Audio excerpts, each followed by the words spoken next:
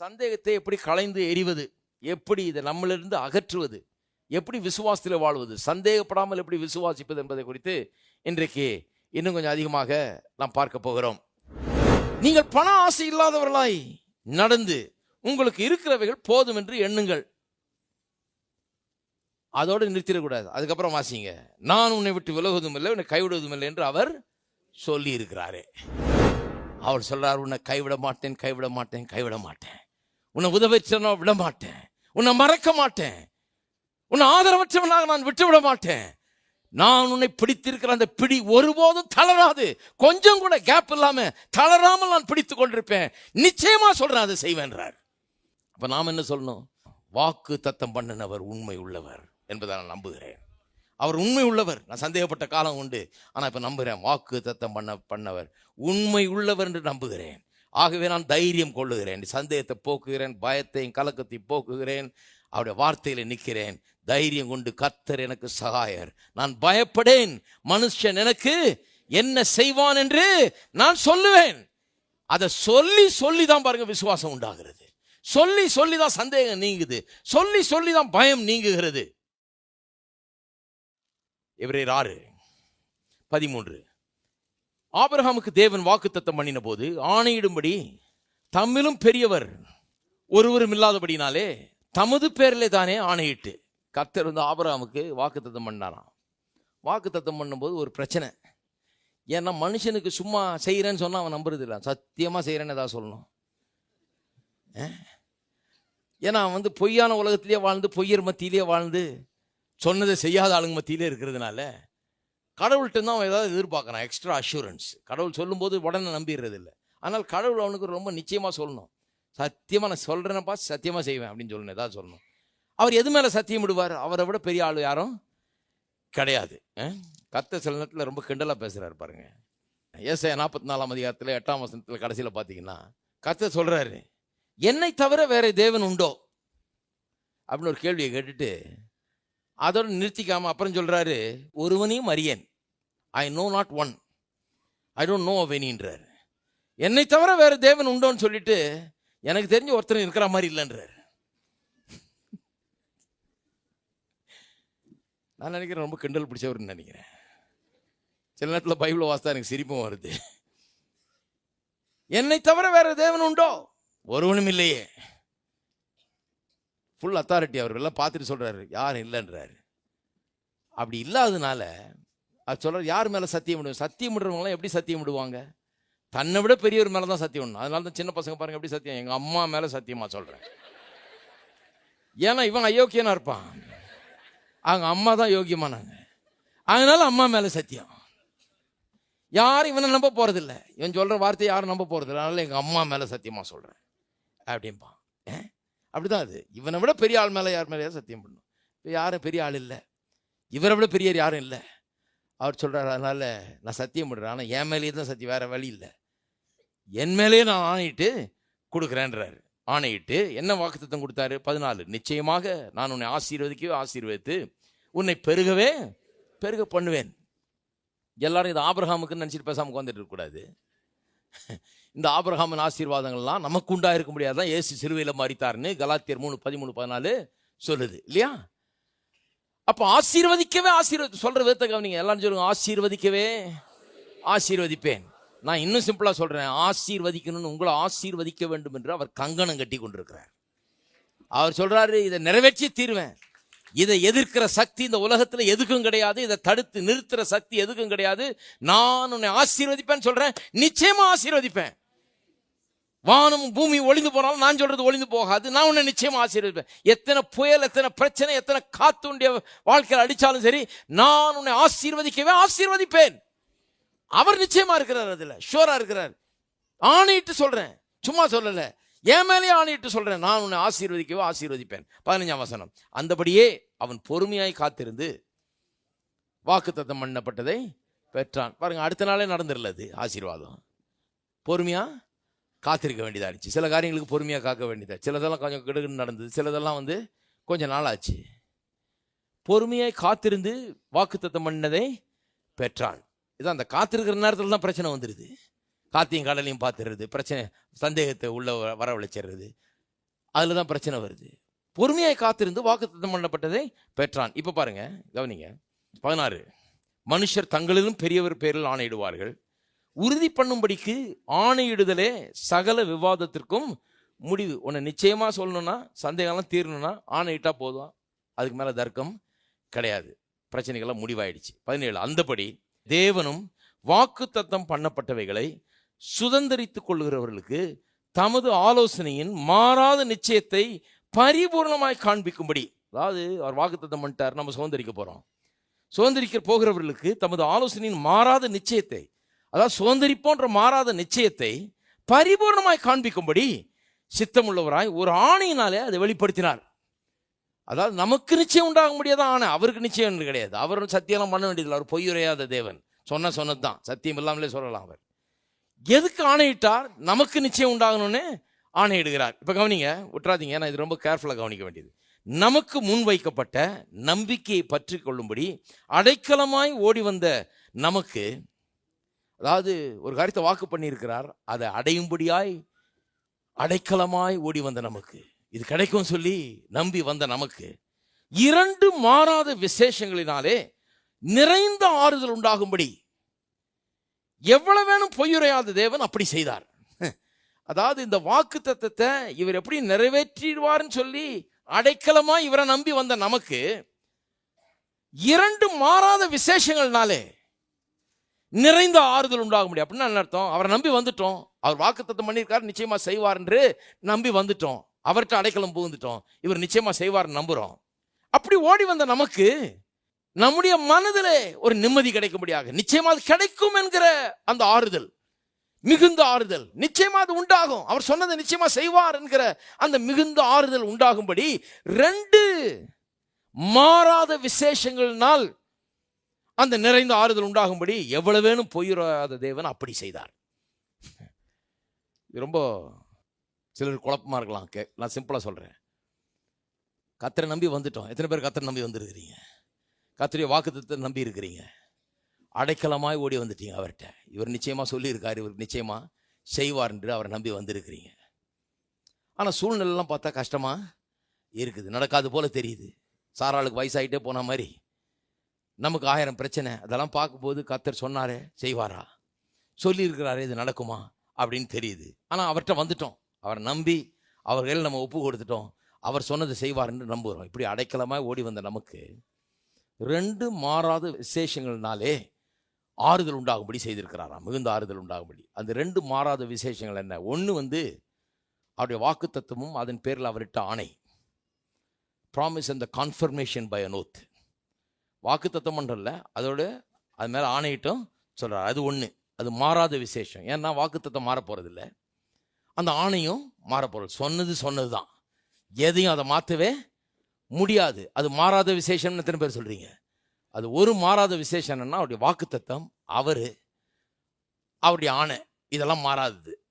அதை முதல்ல சொல்றாரு, அது மாறாத விசேஷம். இந்த 2வது மாறாத விசேஷம்னா என்ன, அதைத்தான் இப்ப பார்க்கணும். 2 மாறாத விசேஷங்கள்னால் 2 காரியத்தை கொடுத்திருக்காராம். எதுக்கு? நமக்கு ஆறுதல் உண்டாகணும். நம்ம அங்கலாய்க்காம, நாம அலசரிப்படாம, நாம தவிக்காம, நடக்குமோ நடக்காதோ என்கிற நிலையற்ற நிலையில் இருக்காம, அப்படி அங்கலாய்த்து கொண்டிருக்காமல் நாம் சமாதானமாக இருக்கும்படியாக, நாம் நிறைந்த ஆறுதலை பெறும்படியாக 2 மாறாத விசேஷங்கள்னால் அப்படி செய்திருக்கிறாராம். நமக்கு அதை கொடுத்திருக்காராம், மிகுந்த ஆறுதலை கொடுத்திருக்காராம். அந்த 2 மாறாத விசேஷங்கள் என்ன? ஒன்று அவருடைய வாக்கு தத்தம், அதன் பேரில் அவர்கிட்ட ஆணை, அது ஒன்று, அது மாறாதது. 2வது 19 பாருங்க, 19ஆம் வசனம். அந்த நம்பிக்கை நமக்கு நிலையும் உறுதியும் திரைக்குள்ளாக போகிறதுமான ஆத்தும நங்கூரமாயிருக்கிறது. ஆஹா, இதைதான் கவனிக்கணும். இப்போ என்ன சொல்றாரு?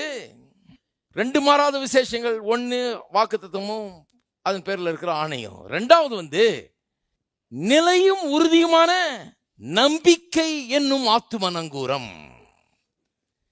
இது என்னன்னு விளக்குறேன். நிலையும் உறுதியுமான நம்பிக்கை என்னும் ஆத்தும நங்கூரம். 2வது விளங்காம இருக்கலாம், நல்ல கவனி விளங்கும். கப்பல்ல போயிட்டு இருக்கீங்க, புயல் வீசுது, காத்து அடிக்குது, அலை மோதுது, தத்தளிக்குது கப்பல். இந்த பக்கம் போகுமா அந்த பக்கமோ நம்ம ஒன்றும் ஓட்ட முடியாது, ஏன்னா அது காற்று அடிக்கிற பக்கம் தான் தள்ளுது. அது காற்று அவ்வளோ ஸ்ட்ராங்காக இருக்குது, புயல் வீசி கொண்டிருக்கிறது. இப்போ என்ன பண்ணுவாங்க? காற்று அடித்து அலசடிப்படும் போது அங்கேயும் இங்கேயும் காத்து கப்பலை இழுத்து அலமோத வைக்கும்போது என்ன பண்ணுவார்கள்? நங்கூரத்தை எடுத்து, பெரிய செயின்ல போட்டிருப்பாங்க இல்லையா, அதை எடுத்து அந்த நங்கூரத்தை போடுவார்கள். இந்த நங்கூரத்தை போட்ட உடனே காத்து அடிச்சுக்கோ, அலை மோதிக்கோ, புயல் வீசிக்கோ, ஆனா இந்த கப்பல் நின்ன இடத்துலயே நிக்க போகுது. காத்து 24 மணி நேரமும் 365 நாள் அடிச்சிட்டு இருக்க போறது இல்லை. ஏதோ சில மணி நேரங்கள் அடிச்சிட்டு இருக்கோம், அதுக்கு பிறகு ஓய்ஞ்சிரும். அது ஓயிற வரைக்கும் இது எங்கேயும் அலசரிப்படாம கவுளாம அப்படியே நின்ன இடத்துல அப்படியே நிற்கும். அதுக்கு தான் நங்கூரம். நங்கூரம் விட்டுட்டு அப்புறம் காத்து எப்போ நிற்குன்னு காத்துட்டு எல்லா ஃபோர்காஸ்ட் எல்லாம் மோசமா இருக்குது. எல்லா ரிப்போர்ட்டும் ரொம்ப மோசமா இருக்குது. அலைகள் ரொம்ப பயங்கரமா இருக்குது, காத்து ரொம்ப பயங்கரமா இருக்குது, புயல் ரொம்ப பயங்கரமா இருக்குது.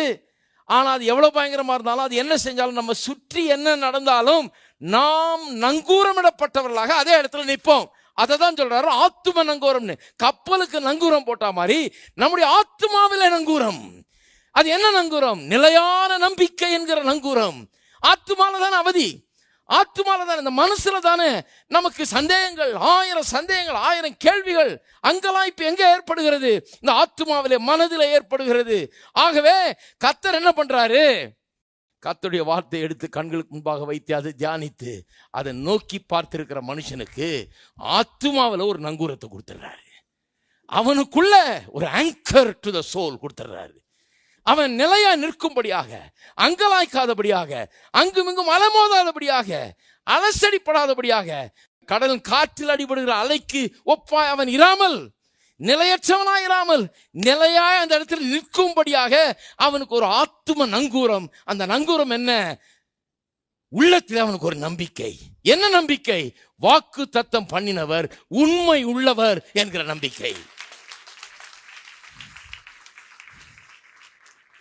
அப்படிப்பட்ட மனுஷன், ஆத்தும நங்கூரம் போட்ட மனுஷனை பார்த்து கேட்டீங்கன்னா சொல்லுவான், அலை மோதிட்டு இருக்கும், காத்து வீசிட்டு இருக்கும், பயங்கரமா இருக்கும் சூழ்நிலை. அவன் சொல்லுவான், கர்த்தர் சொன்னதை அப்படியே செய்வார், எனக்கு பயம் இல்லை, நான் இதிலே நிற்கிறேன், இந்த வார்த்தையிலே நிற்கிறேன்.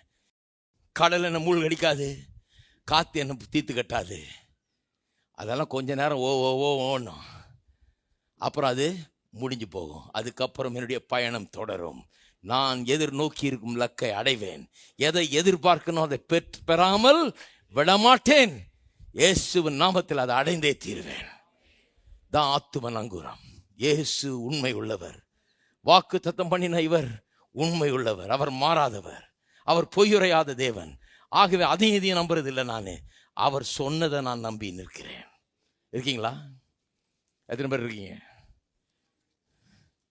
அப்புறம் பாருங்க, அந்த நம்பிக்கை நமக்கு நிலையும் உறுதியும் திரைக்குள்ளாக போகிறதுமான ஆத்தும நங்கூரமாய். திரைக்குள்ளாக போகிறதுமான என்ன அர்த்தம்? திரைக்குள்ளானா பழைய ஏற்பாட்டு லாங்குவேஜ் யூஸ் பண்றாரு அவர். பழைய ஏற்பாட்டு காலத்தில் இந்த ஆலயம் இருந்தது, அங்கே பெரிய திரை இருந்தது, திரைக்கு பின்னால மகாபரிசுத்த ஸ்தலத்தில் தேவன் இருந்தார். திரைக்குள்ள அங்கதான் இருந்தார் தேவன். அப்ப திரைக்குள்ள போறதுன்னா தேவன் இருக்கிற இடத்துக்கு போறதுக்கு. தேவன் இருக்கிற இடத்துக்கு போறதுன்னா என்ன? எபிரேயரிலே 4ஆம் அதிகாரத்தில் சொல்லப்பட்டிருக்கிறது. என்ன சொல்லப்பட்டிருக்கிறது? Come to the throne of grace in the time of your need, to obtain grace in the time of your need. அதாவது உங்களுடைய தேவையின் நேரத்திலே கிருபையின் சிங்காசன தண்டையில் வாருங்கள். எதுக்கு? கிருபையை பெற்றுக்கொள்ள முடியாக, உதவியை பெற்றுக்கொள்ள முடியாது. அங்க வர சொல்லி எங்க வர சொல்லி? தேவனிடத்தில் வர சொல்லி. அப்ப திரைக்கு பின்னால கொண்டு போகிற அந்த ஆத்தும நங்கூரம்னா, இப்படி நம்பிக்கையை வைத்துக் கொண்டு நான் இருக்கும்போது, இந்த நம்பிக்கையில நங்கூரம் இடப்பட்டவனால் நான் இருக்கும்போது, அது என்ன எங்க கொண்டு போய் விட்டுருது? கர்த்தர் இடத்திலேயே கொண்டு போய் விட்டுறது. என்னுடைய பதில்கள் யார் கையில் இருக்கிறதோ, எனக்கு யார் ஆதாரமாய் இருக்கிறாரோ, என்னுடைய பலனும் ஜீவனுமாய், எனக்கு எல்லாவற்றுக்கும் எல்லாமாய் இருக்கிற அந்த தேவனண்டையிலேயே, அவருடைய பிரசன்னத்திலேயே என்னை கொண்டு போய் சேர்த்து விடுகிறது. அல்லேலூயா. இருக்கீங்களா? திரைக்குள்ளாக கொண்டு போகிற ஆத்தும நங்கூரம் உள்ளே கொண்டு போயிடுது. அவ்வளவுதான். அங்க கொண்டு போயிட்டா எனக்கு ஒண்ணுமே, அவர் இருக்கிறார், என் கூடயே இருக்கிறார். அப்படின்னா என்ன அர்த்தம்? பிக்சர் லாங்குவேஜ், ஒரு காட்சி மாதிரி சொல்லுது. உள்ளத்தில் நான் ஆழமான நம்பிக்கை, கர்த்தர் வாக்குத்தத்தம் பண்ண ஒரு உண்மை உள்ளவர் என்று நான் சொல்லி அதை நினைக்கும் போது, அவர் என் கூடிய அங்கே நிற்கிறார். ஷாத்ராக் மேஷாக் ஆபேத்நேகோவோட 4வது மனிதராய் நின்றவர் இப்பொழுது என்னுடைய பிரச்சனை மத்தியில் என் கூட அவர் இருக்கிறார். என்னுடைய பலனாய், என்னுடைய ஜீவனாய், எனக்கு எல்லாவற்றுக்கும் எல்லாமாய், என்னுடைய ஜெயமாய் அவர் அங்கே நிற்கிறார். எனக்கு ஜெயம் உண்டு. எல்லாரும் எழுந்து நிற்போம். எல்லாருக்கும் விளங்குச்சா? எல்லாரும் கையில ஊத்தி சொல்லுவோம். தேவனுடைய வாக்குத்தத்தங்கள் மாறாதது. அவர் ஆணையிட்டு சொல்லி இருக்கிறார். என்னை ஆசீர்வதிக்கவே ஆசீர்வதிப்பேன் என்று சொல்லி இருக்கிறார். அது மட்டுமல்லாமல் அவருடைய வார்த்தையை நோக்கி இருக்கிற எனக்கு என்னுடைய ஆத்துமாவிலே ஒரு நிலையான நம்பிக்கையை அந்த வார்த்தை கொடுத்திருக்கிறது. அவர் உண்மையுள்ளவர் மட்டுமல்ல, அது எனக்கும் விளங்கிவிட்டது என்று இருதயத்திலே அது ஆத்தும நங்கூரமாக வேலை செய்கிறது. நான் அசைக்கப்பட மாட்டேன், பயப்பட மாட்டேன், கலங்க மாட்டேன். வெற்றியை இயேசுவின் நாமத்திலே எடுப்பேன். ஹல்லேலூயா.